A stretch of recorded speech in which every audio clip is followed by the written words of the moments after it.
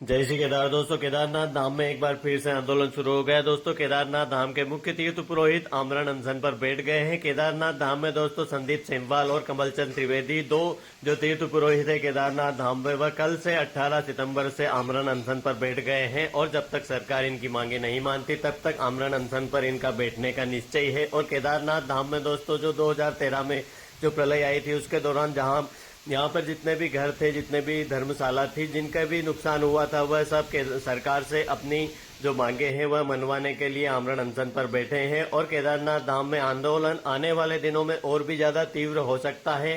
तो आइए दोस्तों जानते हैं यहाँ के जो तीर्थ पुरोहित है जो अनशन पर बैठे हैं उनका क्या कहना है, क्या मांगे हैं उनकी। दोस्तों आइए इन्हीं से पूछते हैं। हमारा अनशन का प्रथम दिन है आमरण अनशन का।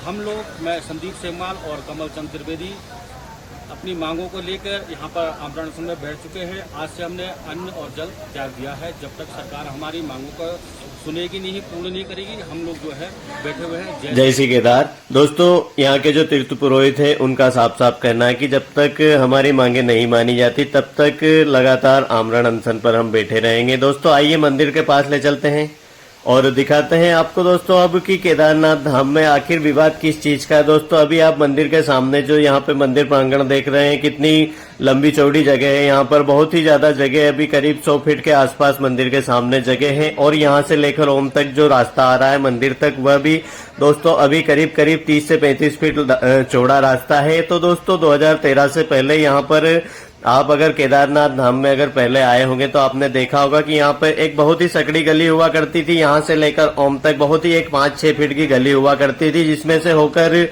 सभी यात्री केदारनाथ धाम तक पहुंच पाते थे। और अभी आप देख सकते हैं यहाँ पर पहुंचने के लिए बहुत ही चौड़ी जो सड़क है उसका निर्माण किया गया है, सीढ़ियों का निर्माण किया गया है। दोस्तों तो 2013 से पहले आपको मंदिर के सामने यहाँ पे बिल्कुल भी जगह कुछ भी नहीं हुआ करता था। दोस्तों यहाँ पर सारे होटल और रेस्टोरेंट बने हुए थे केदारनाथ धाम में। अगर आप 2013 से पहले आए होंगे, अगर दोस्तों अभी आप गौरीकुंड से भी आते हैं तो गौरीकुंड में भी इसी प्रकार से 5-6 फीट की जो गली है उसी में से होकर सभी यात्री केदारनाथ धाम तक पहुंचते हैं। उसी प्रकार केदारनाथ धाम में भी 2013 से पहले था। और दोस्तों 2013 में आई महाप्रलय के बाद में दोस्तों यहाँ पे मंदिर को छोड़कर सब कुछ तहस नहस हो गया था। उसके बाद में जब यहाँ पे पुनर्निर्माण होने की शुरुआत हुई दोस्तों, उस समय पर शासन ने कहा था यहाँ के जो तीर्थ पुरोहित है उन लोगों से कि आप मंदिर के सामने जो जगह है उस जगह को छोड़ दीजिए। आपको साइड में आपके जो घर है वह बना के सरकार द्वारा आपको दे दिए जाएंगे।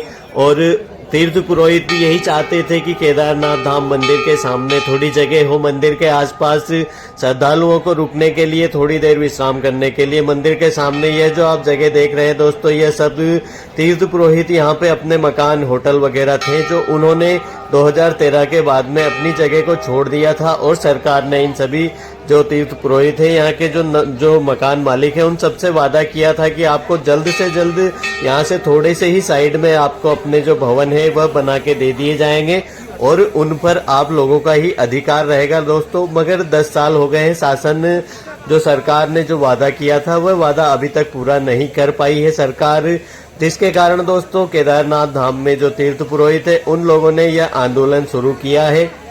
और दोस्तों आने वाले दिनों में किस प्रकार से आंदोलन चलता है उसकी भी जानकारी आपको लगातार देते रहेंगे। फिलहाल दोस्तों केदारनाथ धाम में जो तीर्थ पुरोहित है वह अनशन पर बैठे हुए हैं, मगर सभी रेस्टोरेंट, सभी होटल, यहाँ पे जितने भी सारे केदारनाथ धाम में यात्रियों को रुकने के लिए, खाने के लिए जो भी व्यवस्था है सभी सुचारू रूप से चल रही है। तो अगर आप केदारनाथ धाम में आना चाहते हैं तो आप केदारनाथ धाम में आ सकते हैं दोस्तों। और केदारनाथ धाम में दोस्तों पिछले 3 दिनों के मुकाबले आज यात्रियों की संख्या थोड़ी बढ़ी हुई है और आने वाले दिनों में दोस्तों केदारनाथ धाम में और भी ज्यादा यात्रियों की संख्या बढ़ने वाली है। ठंड बहुत ही तेज हो गई है दोस्तों केदारनाथ धाम में। अगर आप यात्रा करना चाहते हैं तो अपने साथ में गर्म कपड़े और रेनकोट वगैरह जरूर लेके आइए दोस्तों। सुबह और शाम में बहुत ही ज्यादा ठंड होती है, रात में बहुत ही ज्यादा ठंड होती है और दिन में जब धूप निकलती है उस समय पर ठंड कम होती है। बाकी तो दोस्तों ठंड रहती है और अच्छी खासी ठंड रहती है।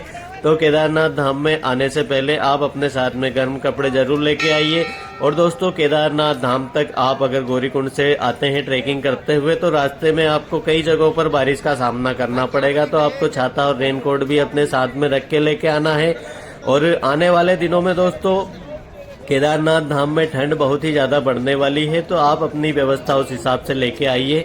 और केदारनाथ धाम में दोस्तों फिलहाल जो होटलों के दाम है वह ज्यादा बड़े नहीं है। जो यात्रियों की संख्या जिस हिसाब से बढ़ी थी उस हिसाब से जो होटलों के दाम थे वो बहुत ज्यादा बढ़ने की संभावनाएं थी। मगर दोस्तों अभी केदारनाथ धाम में आपको होटल टेंट वगैरह का जो दाम है वह ज्यादा नहीं बढ़ा है दोस्तों, नॉर्मल ही आप कह सकते हैं। तो केदारनाथ धाम में अगर आप आना चाहते हैं तो अपनी पूरी तैयारी के साथ में आइए दोस्तों, और हो सके तो अपने साथ में कुछ ड्राई फ्रूट्स वगैरह लेके आइए, क्योंकि दोस्तों केदारनाथ धाम में आंदोलन चल रहा है। तो कब यहाँ पे स्ट्राइक हो जाए, कब होटल वगैरह बंद का आह्वान हो जाए, तो आप जब भी आए दोस्तों अपने साथ में कम से कम एक दिन का खाना जरूर लेके आइए। और केदारनाथ धाम यात्रा के दौरान आप किसी भी प्रकार की अगर आपको कोई मन में कोई शंका है या कोई भी आप पूछना चाहते हैं तो आप हमें जरूर कमेंट करें। और केदारनाथ धाम की दोस्तों डेली अपडेट पाने के लिए आप हमारे चैनल को सब्सक्राइब कर सकते हैं, जिससे आपको सबसे पहले केदारनाथ धाम से जुड़ी हुई जानकारी हमारे चैनल द्वारा मिलती रहेगी। और दोस्तों केदारनाथ धाम में आने वाले दिनों में किस प्रकार से यात्रा चलेगी उसके बारे में भी संपूर्ण जानकारी आपको देते रहेंगे। दोस्तों आज है 19 सितंबर और दोस्तों अभी सुबह सुबह का वक्त हो रहा है और कोहरा छाया हुआ है दोस्तों। केदारनाथ धाम में पूरी चारों तरफ अभी कोहरा छाया हुआ है, और जैसे ही केदारनाथ धाम में सूर्य उदय होता है यह बादल पूरी तरह से छट जाते हैं, और दिन में कभी बारिश होती है कभी धूप होती है। इस प्रकार से पूरे दिन केदारनाथ धाम में मौसम रहता है। और केदारनाथ धाम में दोस्तों आज जो संख्या है यात्रियों की पिछले कल और परसों से ज्यादा है, तो अभी थोड़ी ही देर में दोस्तों लाइन बहुत ही लंबी लगने वाली है मंदिर में दर्शनों के लिए।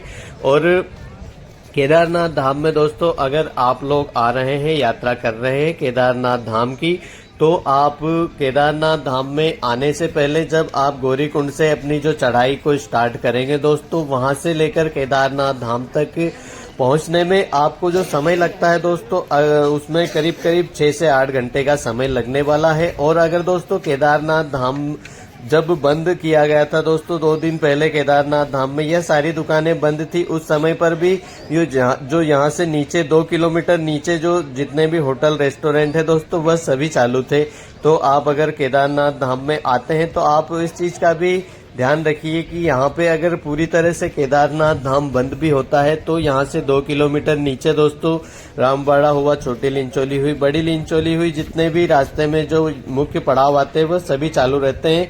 तो दोस्तों आइए दिखाते हैं जो आंदोलन चल रहा है उसके बारे में आगे किस प्रकार से रहेगा और क्या कह रहे हैं यहाँ के तीर्थ पुरोहित, इनकी भी बातें सुनते हैं और आपको दिखाते हैं।